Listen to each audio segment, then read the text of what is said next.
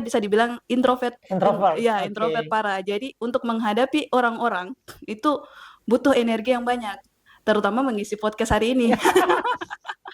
Tapi Jujur, nggak apa-apa, ini kan bisa berarti kita kurang lebih 20 menit di sini bisa ternyata. iya bisa dengan deg-degan parah. Untung nggak pingsan ya.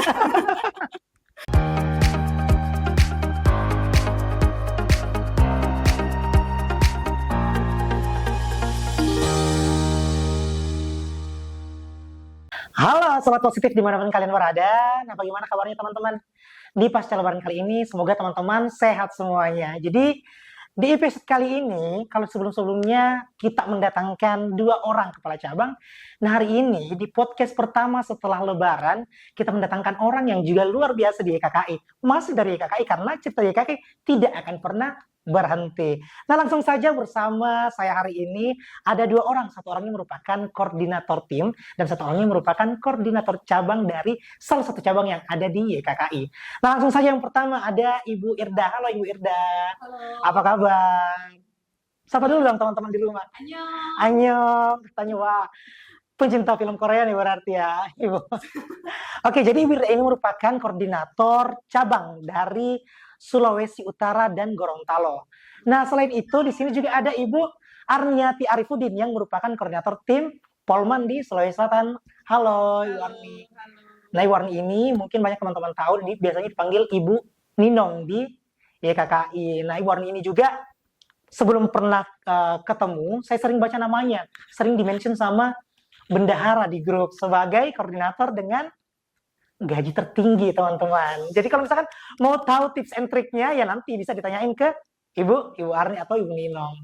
Oke, kita lanjut ke apa sih kira-kira hal menarik ataupun sebelum ada di YKKI. Ibu Ninong dan juga Ibu Irda, itu waktu kuliah sebagai apa, kemudian kenapa sih sampai tahu ada YKKI. Nah, mungkin dari kita mulai dari Ibu Ninong dulu. Sebagai koordinator tim Polman. Oke, halo teman-teman, saya Arniati Arifudin, biasa dipanggil Arni, kadang juga dipanggil Ninong. Saya jurusan kebidanan. Jurusan kebidanan. Jurusan kebidanan. Kemudian setelah lulus D3, D4 waktu itu, saya ditawari untuk kebetulan ada proyek pembangunan gedung kelautan dan perikanan di Unhas. Teman saya adalah yang pegang proyeknya, calon suami teman saya. Kemudian ditawari untuk menjadi bendahara, kurang lebih 5 bulan. Setelah itu saya masuk di pembiayaan. Kalau di pembiayaan itu mau dibilang gaji dalam sehari kita dapat mungkin 500 ribuan atau lebih, itu mudah sekali. Cuman waktu itu saya tidak nyaman. Dan, karena? Ya mungkin karena berhubungan dengan riba, mohon maaf. Waktu itu saya berpikiran bahwa saya ingin sekali keluar dari pekerjaan ini. Pekerjaan yang betul-betul saya bisa cintai, yang saya bisa nyaman di sana. Kemudian saya lihat ada loker, tapi penempatannya itu di NTT. Itu untuk pertama kalinya saya berpikir, apakah saya harus pergi jauh atau Tunggu tidak? Tunggu dulu Bu Ninong. Ini Bu Ninong aslinya orang mana sebenarnya? Iya, oke. Saya lahir dan besar di Sulawesi Tenggara. Di Sulawesi Tenggara, berarti sempat ke Makassar dong waktu itu kerja? Iya. Oh, di Makassar. Di Sulawesi Tenggara, di kota kecil yang namanya Raha. Halo orang-orang Raha. Kemudian, tapi orang tua bukan asli sana. Orang tua itu bapak sidrap, yang satu ibu campuran Bone. Oh, berarti memang dari Sulawesi Selatan dong, asli yang sebenar-benarnya. Kemudian pada saat saya lihat loker itu, saya ajak teman saya yang sama-sama juga dari kesehatan. Saya ajak, bagaimana kalau kita daftar di sini? Oke, kita daftar. Tapi katanya penempatannya NTT. Saya bingung apakah saya harus lepas dari pekerjaan yang sekarang di kota Makassar, di mana banyak orang yang memimpikan punya pekerjaan yang gajinya lumayan di sini. Waktu itu saya sholat, saya bilang kalau memang rezeki saya di sini betul-betul jalannya, insya Allah ada petunjuknya. Dan alhamdulillah saya dapat petunjuknya. Pada saat saya daftar itu kurang lebih 300 lebih berkas yang masuk. Dan yang harus diterima itu hanya sekitar lebih dari 10. Waktu itu saya mendaftar sebagai penyuluh. Oh, berarti ini sudah YKKI, yang tadi loker itu adalah YKKI? Loker itu YKKI. Saya mendaftar sebagai penyuluh. Kemudian diinterview sama Bapak Ketua, Pak Denny.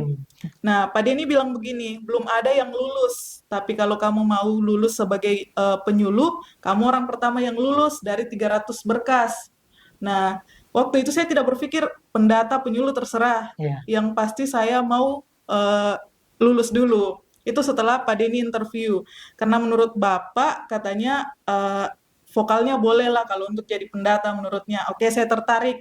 Yang di pikiran saya bagaimana saya lulus dulu. Iya. Nah, setelah itu ya sudah saya terima dan pergi ke NTT. Itu di tahun 2017 Tahun 2017 bulan Oktober, September Oktober. setahun, sekitar setahun ya KKI berjalan. Iya, sekitar setahun kayaknya kakek berjalan. Tuh, Pak. Itu berarti dari yang sebelum-sebelumnya uh, kerjaannya itu di proyek, kemudian ke pembiayaan, dan sampai Pembiayaan. kemudian ketemu YKKI Iya. yang juga inline dengan jurusan sebelumnya, Betul. kebidanan. Ya kan, karena kan orang untuk jadi penyuluh di sini itu harus ada background kesehatannya. Oke, itu tadi dari Ibu Ninong. Nah, selanjutnya kita ke Ibu Irda. Nah, sebelum ber-YKKI, kemana dulu nih Ibu Irda? Melanglang Buana. Sebelum ke YKKI. Iya, sebelum ke YKKI.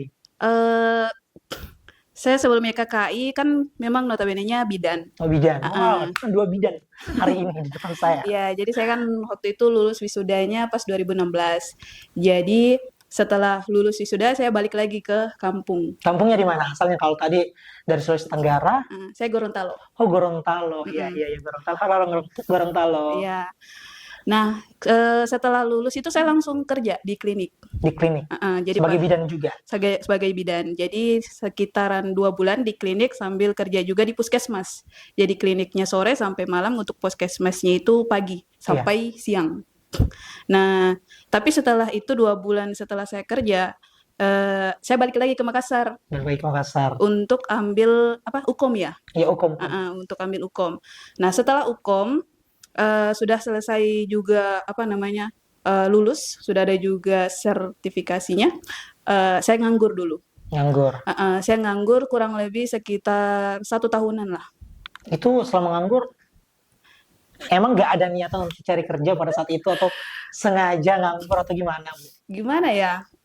Di situ mungkin sebenarnya saya punya permasalahan. Ya. Permasalahan yang pertama, ya ini mungkin bisa jadi kayak motivasi saya sebenarnya untuk kerja juga di sini. Alasan kenapa saya masih bisa bertahan Sampai hari ini di YKKI. sampai hari ini. Karena saya punya, jujur ya, saya merasakan bahwa saya punya tumor ya di payudara. Iya. Nah, saya punya tumor untuk di payudara saya yang sudah saya rasakan sekitar kurang lebih mungkin 5 tahunan. 5 tahun. Jadi situ saya juga agak down, terutama untuk dalam pekerjaan, terus untuk kesehatan. Nah, di situ saya hanya nganggur aja dulu sambil cari-cari pekerjaan, tapi belum ada yang bisa Yang cocok. pas, Yang cocok. entah dari finance-nya, terus lokasinya, semuanya. Nah, sampai akhirnya di situ saya tiap hari saya hanya berdoa untuk, saya minta 2. Saya minta diberikan jalan kesembuhan yang pertama, dan saya minta untuk pekerjaan. Nah, ya mungkin itu jawaban dari doa sehingga saya dapat pekerjaan yang juga untuk jalan kesembuhan saya. Begitu, tapi itu belum sebelum di YKKI. Sebelum Ada di juga lembaga yang bergerak di bidang yang sama. bergerak di bidang yang sama. Nah, itu di Gorontalo. Di Gorontalo. Oke. Yang kasih loker itu dia teman sih, dia kasih kirim. Pas-pas juga di Gorontalo. Berarti kenal YKKI itu tahun berapa? Untuk YKKI sendiri kenalnya pada saat di lembaga juga itu. Jadi saya masih sering punya teman juga di tahun YKKI. berapa itu, Bu? Tahun 2018. 2018. Jadi kalau tadi Ibu Ninong 2017, Ibu Irda 2018. Nah, kemudian pada saat pertama kali di YKKI itu langsung sebagai apa? Pendata, penyuluh, itu di mana? Kalau ini kita tetap ya masih ikut jadi training juga, training selama 1 bulan, terus awalnya memang kan saya penyuluh. Saya memang waktu itu fokusnya ke penyuluhan karena saya agak lemah di bagian pendataan. Tapi setelah saya juga punya permasalahan untuk bagian pendengaran kemarin, sering berdengung untuk bagian kalau dia tempatnya ribut. Iya. Jadi akhirnya setelah 1 tahunan saya jadi penyuluh, saya berhenti. Jadi ambilnya bagian job desk pendataan. Pendata. Oke. Nah, ini merupakan cerita yang luar biasa ya teman-teman. Jadi berkat daripada doa, ternyata Ibu Irda kemudian bisa bertahan sejauh ini di Yayasan Kesehatan Kanker Indonesia karena itu buah daripada doanya sendiri ternyata. Nah, selanjutnya yang ini saya tanyakan mungkin kembali ke Ibu Ninong. Jadi pengalaman-pengalaman selama di YKKI itu sebelum menjadi koordinator cabang itu bagaimana sih, apa yang menjadi tantangannya sebagai seorang penyuluh pada saat itu? Kemudian apa yang membuat terinspirasi, saya mau jadi koordinator, saya bisa jadi koordinator. Oke. Waktu 2017 itu kan November mulai ke NTT. Nah, di NTT. sana otomatis kita harus menyesuaikan. Kita di sana jadi warga minoritas kan. Otomatis kita harus menyesuaikan dari adatnya, dari makanan juga yang susah di sana kemarin. Tapi ternyata setelah saya sebulan di NTT itu entah kenapa saya nyaman dengan budaya-budaya di sana, itu saya nyaman. Bahkan sampai sekarang itu ada beberapa, semoga nonton ya, ada di sana Bapak Desa, saya lupa Penikene kalau nggak salah. Kemudian ada juga Mama Kewa yang sampai saat ini komunikasi kita baik. Nah, itu sudah dianggap anak sendiri. Orang-orang di sana ramah-ramah. Dan itu yang bikin saya kemarin betah hampir setahun di NTT. Totalnya Kalau berapa bulan Bu di NTT? kurang lebih 8 sampai 10 bulan kalau nggak 8 salah sampai kemarin. 10 bulan. Terus Iya. apa yang membuat pindah lokasi? Memang sudah diarahkan atau gimana? Oke, kemarin itu pada saat selesai ada mungkin kurang lebih 4 kabupaten yang kita kunjungi kemarin di NTT. Kemudian kepala cabangnya pindah ke sini. Ada kepala cabang kemarin yang pindah di sini. Kak Asri, halo Kak Asri, semoga Halo nonton. Kak Asri. Halo Kak Asri. Kemudian saya ditarik ke sini kemarin. Ditarik ke Sulselbar, kemudian ditawari, bisa tidak bantu saya, kamu jadi koordinator. Nah, penempatan pertamanya itu di Kabupaten Sopeng, Kabupaten Sopeng tahun 2019, bulan 2019. 1. Tapi waktu itu, mohon maaf Kak Sri, waktu itu mungkin agak kurang maksimal, karena pada saat penempatan pertama itu sahabat saya meninggal, ya bisa dibilang kakak saya. Itu meninggal, jadi untuk mental saya memang masih kurang baik kemarin pada saat mungkin sekitar berapa ya, hampir setahun itu saya berusaha untuk bimbing tim, tapi mungkin kurang maksimal. Mohon maaf Kak Sri, semoga nonton. Nah, seperti Sudah itu. dimaafkan sepertinya Bu. Maafkan minta uang. Nah, selain itu Bu, kira-kira ada tidak hal-hal yang menarik lainnya sebelum menjadi seorang koordinator tim seperti itu di YKKI? Oke. Yang menarik sebenarnya menjadi koordinator ataupun penyuluh sama sih, karena yang menariknya dari YKKI itu kita bisa keliling. Yang pertama, mimpi saya itu adalah keliling Indonesia, Keliling Indonesia. meskipun belum sampai ke Pulau Jawa, keliling Indonesia tanpa biaya, tanpa mengeluarkan biaya pribadi. Karena Makan kalau di ditanggung. YKKI seperti itu teman-teman mau kemana-mana itu ditanggung, makanya ditanggung dan semuanya. Jadi teman-temannya jangan ragu untuk bergabung di YKKI, Ya, betul. karena banyak loh ini orang-orang dari tahun 2017, 2018 masih bertahan sampai 2024 hari ini. Nah, itu menjadi pertanyaan besar bagi teman-teman, kok bisa sih sebenarnya orang bertahan selama itu di satu bidang pekerjaan? Nah, lanjut lagi Bu Inang. Oke. Kemudian untuk mungkin teman-teman yang suka dengan traveling, apalagi kemarin kan saya di NTT ada yang namanya Danau Kelimutu, itu kalau mungkin teman-teman masih punya uang 5.000 yang lama, nah itu kan masuk dalam keajaiban dunia. Danau Kelimutu itu akan berubah warna dari merah, jadi biru, jadi hijau. Nah itu kita bisa dapatkan hanya karena kita masuk di Di YKKI. YKKI. Dan beberapa pantai atau destinasi lainnya yang bisa kita kunjungi di NTT, itu masih daerah NTT. Saya berharap sih YKKI bisa keluar ke Pulau Jawa biar saya bisa Amin. sampai ke Pulau Jawa lagi itu. Oke, jadi pengalaman traveling itu bukan hanya di Bu Ninong ya. Kemarin-kemarin pun di podcast-podcast sebelumnya orang-orang yang terlibat di YKKI itu selalu menjadi hal menarik adalah travelingnya. Di YKKI kita bisa keliling Indonesia. Nah, itu tadi dari Bu Ninong. Nah, selanjutnya kita ke Ibu Irda. Nah, kira-kira pengalaman di YKKI sebelum menjadi seorang koordinator cabang Sulawesi Utara dan Gorontalo, apa sih yang menarik gitu? Sebelum jadi koordinator cabang ya, Kacap ya? Iya, sebelum menjadi kacap. Yang pastinya jadi koordinator tim lagi. Koordinator tim. Iya, Oke, berapa lama dari menjadi seorang penyuluh kemudian menjadi koordinator tim? kurang lebih berapa lama ya? Kan saya masuknya November 2019. November 2019. Berarti terus saya jadi koordinator tim itu Corona di November 2020. Berarti hampir setahun. Hampir setahun. Tapi kan waktu itu masa kosong ya. Iya. Jadi kurang lebih sekitar 5 bulanan terus masa kosong Corona. Kenapa waktu itu saya juga langsung untuk menjadi koordinator tim karena di saat corona dan tim-tim tidak ada yang buka, saya juga ingin juga kerja gitu di kampung sendiri. Iya, Nah, terus saya ajak juga teman rekan-rekan yang di kemarin. Gorontalo berarti. Iya, di Gorontalo. Awalnya kan saya di Manado. Iya. Jadi semuanya kan dirumahkan. Terus teman-teman yang kemarin di Manado, itu kan kembali ada yang pulang ke Makassar, ada yang ke Gorontalo juga. Nah, jadi saya ajak untuk ayo kita buka deh di Gorontalo juga. Tim pada saat itu. Iya. Nah, akhirnya kita buka di Gorontalo di masa-masa corona. Dan itu masa paling berat sih. Masa paling berat. Masa paling berat ya karena kan nggak bisa untuk kita berkumpul. Terus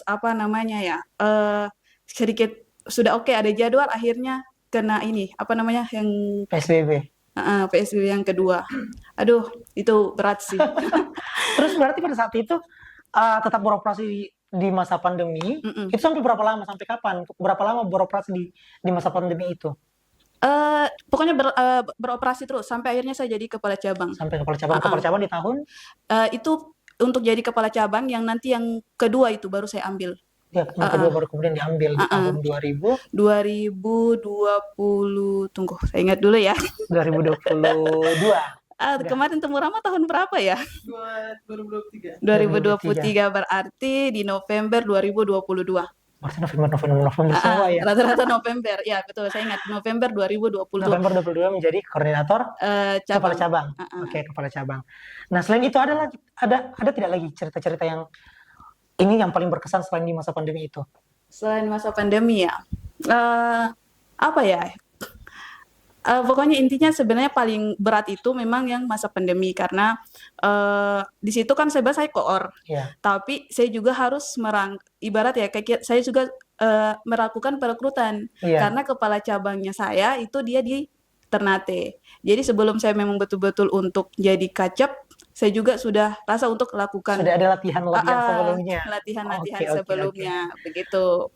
Sampai akhirnya ditawari sama Pak Ketua. Itu pun saya masih minta jalan waktu sekitar 2 bulan untuk saya betul-betul ambil. Berpikir mempertimbangkan dalam hal kesiapan mental sama kesiapan finansial pastinya. Oke. Nah, kalau misalkan kita tadi sudah dengar tentang pengalaman-pengalaman sebelum menjadi koordinator cabang. Nah, sekarang pengalaman-pengalaman atau hal-hal menarik apa saja pada saat menjadi seorang koordinator cabang? Seorang koordinator cabang. Iya, hal yang paling menarik. Yang paling menarik, yang paling menarik itu jujur itu yang paling berkesan sih di saya selama saya jadi koordinator. Jadi saya punya konsultan yang menurut saya, paling susah saya atur. Jujur itu susah sekali saya atur. Sama dia bagus untuk kita jadikan teman, untuk kita jadikan apa, tapi untuk kita jadikan sebagai rekan kerja, susahnya minta ampun. Dan bikin saya pusing sampai pokoknya saya sampai saat itu kenapa agak sedikit agak sedikit down pada saat jadi koordinator.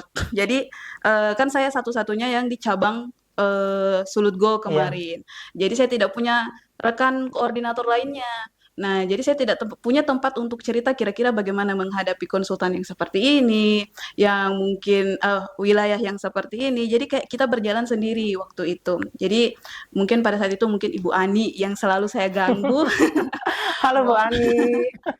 Mohon maaf ya Bu dan terima kasih sudah mendengarkan curhatan saya tiap hari. Tidak tiap hari juga ya, hampir tiap minggu. Seperti itu.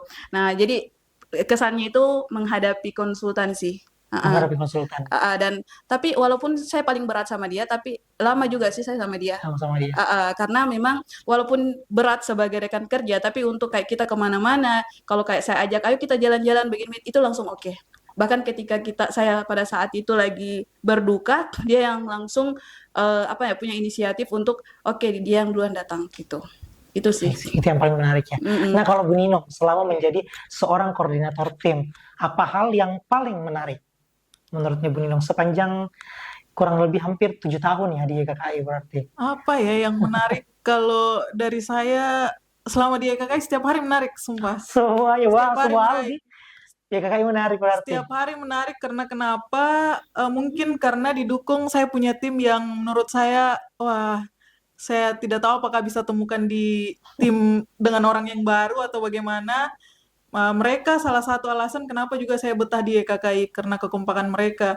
Tapi kalau hal menarik yang saya bingung ini, soalnya semua hal menarik, Semua hal menarik. di YKKI. Yang paling Bu. Apa ya yang menariknya yang paling ini? Jatuh. Mungkin, oh iya, mungkin ketika dijadikan anak oleh Bapak Kapolres. Oh, Halo Bapak Kapolres Lembata, Pak Jen, kalau semoga dengar, itu saya senang sekali waktu di NTT itu salah satu yang menarik sih. Ketika kita mau pergi beli buka puasa, lewat di depan Polres tidak pakai helm itu ditahan dan dibentak oleh oknum polisi. Waktu itu dibentak, kemudian pokoknya lumayan lah bentakannya. Kemudian saya bingung, saya mau ngapain? Oke, ada nomornya Pak Kapolres, saya telepon. Setelah itu ada utusan datang dan beliau kemudian minta maaf. Seperti itu sih yang menarik Iya, menurut yang saya menarik. ketika kita bertemu orang-orang penting ataupun bertemu masyarakat yang sangat baik, welcome sama kita, menganggap kita anak, itu alhamdulillah sekali. Kalau yang paling menarik itu dari pekerjaan di EKK ini, mungkin yang susah sekali untuk istilahnya dibayar dengan uang, itu ketika kita setelah bekerja mendapat ucapan terima kasih. Terima kasih. Nah, itu ketika kita mendapat ucapan terima kasih dari masyarakat, itu menurut saya, wah, kita dihargai sekali. Nah, itu sih dari saya. Oke Bu, lanjut lagi. Kalau misalkan tadi itu hal yang paling menarik. Nah, apa sih yang menjadi tantangan? Hal yang paling menantang selama menjadi seorang koordinator tim? Hal yang paling menantang atau gimana ya, mungkin hal yang agak sedih menurut saya ketika menjadi koordinator itu, ketika kita sudah nyaman dengan satu daerah, selesai tugas, kita harus berpindah. Dan itu kita akan meninggalkan yang pertama tetangga, kemudian orang-orang mungkin langganan nasi kuning kita, atau langganan pisang hijau kita, itu kita akan tinggalkan. Jadi kadang sudah akrab di satu kabupaten, kemudian selesai tugas kita harus pindah. Pindah ke kabupaten lain. Itu sering kita temukan, bahkan ketika kita mau pindah, itu nanti masyarakat sekitar atau warga-warga sekitar itu sudah mulai kasih datang bawa sesuatu, dan pada saat kita pamitan itu pasti diiringi dengan air Air mata. mata. Jadi kita juga kayak, oh iya seperti ini rasanya. Dan salah satu yang berat juga di EKK itu ketika kita sudah akrab dengan konsultan dan kemudian konsultannya dengan mungkin harus melanjutkan pendidikan atau mungkin sudah tidak bisa jauh, itu sih yang agak berat ya untuk saya. Iya, Seperti itu pun perpisahan itu pun saya pernah rasakan di Oh tim iya. saya sebelum bubar ya, sebelum bubar karena memang ya meskipun saya cuma 2 bulan bersama mereka tapi kekeluargaan itu betul-betul terasa di EKKI. Nah, tadi itu cerita dari Ibu Ninom tentang tantangannya dan juga hal menarik. Nah, selanjutnya kita ke Ibu Irda lagi. Apa sih yang menjadi tantangan terberat sebagai seorang koordinator cabang? Tantangan terberat ya. Iya, tantangan terberat. Untuk tantangan terberat sebenarnya setiap hari bisa dibilang jadi tantangan terberat. Iya. Kalau tadi Bu Nino semua hal itu hal menarik, kalau Ibu Irda semua hal itu merupakan tantangan yang berat. Karena jujur sebenarnya untuk menjadi ini berbanding terbalik dengan diri saya yang sebenarnya. Jadi kan saya bisa dibilang introvert. Iya, introvert parah. Jadi untuk menghadapi orang-orang itu butuh energi yang banyak, terutama mengisi podcast hari ini. Jujur apa kan bisa, berarti kita kurang lebih 20 menit di sini bisa ternyata. Iya, bisa dengan deg-degan parah. Untung enggak pingsan ya. Iya, jadi itu karena kita menghadapi berbagai macam tipikal orang. Terus apa ya, bisa dibilang semua permasalahan dari permasalahan konsultan, permasalahan tim itu kan pasti mengadunya ke saya sebagai kepala cabang. Nah, otomatis itu butuh energi yang sangat banyak. Jadi ketika oke, saya harus mempersiapkan mental hari ini dan setelah itu selesai fix dan malamnya saya harus tidur dan diam. Berarti harus ini ya, recharge lagi energinya. Recharge lagi, betul harus di-research. Tapi walaupun itu adalah tantangan terberat, tapi mungkin bisa dibilang untuk profesionalitas kerja ya. Nah, apalagi kan memang untuk impian saya sebenarnya dari dulu itu saya pengen bisa selalu mau mengajak orang itu ayo masuk deh YKKI. Karena yang pertama dalam hal finansial, di sini untuk finansialnya itu oke lah. Siapa sih yang nggak oke tempat tinggal di apa namanya Ditanggung, makanya ditanggung, ditanggung. makan ditanggung, apalagi sih yang mau dipikir gitu Betul kan. sekali. Nah, terus untuk apa namanya, saya ingin juga bukan cuma saya sendiri yang merasakan kesuksesan di sini. Kalau saya bisa, kenapa orang lain tidak Oh, bisa? iya, Untuk sebagai orang introvert kayak saya, bisa loh untuk menjadi seorang penyuluh, bisa menjadi pendata. Bagaimana dengan orang yang memang aktif di luar? betul, betul, Seperti itu. betul. Nah, mungkin terakhir dari Ibu Irda, apa sih harapannya untuk YKKI ke depannya? Untuk YKKI Iya, ke untuk YKKI depannya. ke depannya. Untuk harapan YKKI ke depannya itu banyak sih ya. Yang pastinya yang diharapkan YKKI harus selalu ada. Karena kenapa? Bisa untuk menolong orang-orang yang ya bisa bilang seperti saya juga. Karena jujur dengan adanya YKKI banyak yang bisa terbantukan terutama di dalam hal pengobatan kanker ataupun tumor, Iya, termasuk betul. saya sendiri. Nah, jadi harapannya yang pasti YKKI selalu ada. Terus yang kedua mungkin perkembangan saya pernah waktu itu mungkin menjadi salah satu impiannya juga di YKKI bahwa nantinya akan ada klinik juga di sini. Nah, Iya. itu menjadi harapan juga. Semoga di tiap cabang nantinya bisa ada di apa namanya di tiap-tiap cabang itu ada punya klinik kesehatannya masing-masing. Terus kan kita sementara membangun asrama Iya, kanker. asrama kanker. Jadi semoga di sini cepat selesai biar bisa dibangun juga dong yang di Sulutgo. Makanya aja kayak teman-teman yang hari ini ingin memberikan donasi terbaiknya itu boleh sekali kunjungi IKK Peduli. Kemudian di sana ada tata cara untuk berdonasi. Silahkan berikan donasi terbaik teman-teman untuk membangun asrama kanker gratis pertama yang ada di Indonesia. Iya. Oke, mungkin itu kalau dari Ibu Irda. Nah, selanjutnya khusus untuk Ibu Ninong bukan harapan yang akan saya tanyakan, tapi bagaimana tips and trick untuk menjadi orang yang selalu di-mention setiap 2 minggu sebagai salah satu koordinator dengan gaji tertinggi yang ada di YKKI. Aduh, Masya Allah, Jadi saya nggak bohong tabarakallah. ya teman-teman, itu betul-betul namanya Ibu Arya itu selalu ada di top 3, jajaran top 3 dengan koordinator gaji tertinggi. Oke, saya juga kadang bingung. Saya pernah juga dijuluki yang menurut saya agak sedikit berlebihan sih. Itu dijuluki sama teman-teman koordinator itu koordinator Sultan. Sultan. Saya bingung, maksudnya kenapa sampai pada akhirnya ya saya serahkanlah koordinator Sultan itu. Kalau untuk triknya mungkin yang pertama doanya kencang, Doa. kemudian kita harus memperkuat tim. Nah, kita harus memperkuat tim, teman-teman, dan alhamdulillahnya teman-teman saya di tim itu orang-orang yang selalu mau belajar, selalu harus belajar. Ketika mereka pergi penyuluhan, itu pulangnya, Kak, siapa yang kurang ya? Atau saya kurangnya di mana ya? Menurutnya tadi membosankan tidak? Dan mereka ini, asiknya mereka, ketika mereka merasa bahwa tidak bagus, pulang minta solusi dikasih, besoknya dirubah. Jadi setiap hari itu memang ada perubahan dari mereka. Jadi mungkin terbantu di-mention sama Bu Ani itu dari teman-teman. Seperti itu. Mereka mau mendengar, saya juga sering memberikan arahan ke mereka, jadinya diterima dengan baik. Seperti itu sih. Seperti itu. Oke, itu mungkin tips and trik dan teman-teman yang ada di rumah, teman-teman YKKI yang hari ini merupakan koordinator bisa ikut tips and trik dari Ibu Ninong untuk bisa juga menempatkan namanya di jajaran top 3 dengan koordinator gaji tertinggi yang ada di YKKI. Amin. Amin. Nah, itu mungkin teman-teman sekitaran 25 menit podcast kita hari ini. Semoga informasi-informasi yang diberikan, cerita-cerita yang diberikan bisa memotivasi teman-teman untuk bergabung dan juga semakin bersemangat ber-YKKI. Mungkin itu saja dan sampai jumpa di next episode. Bye-bye.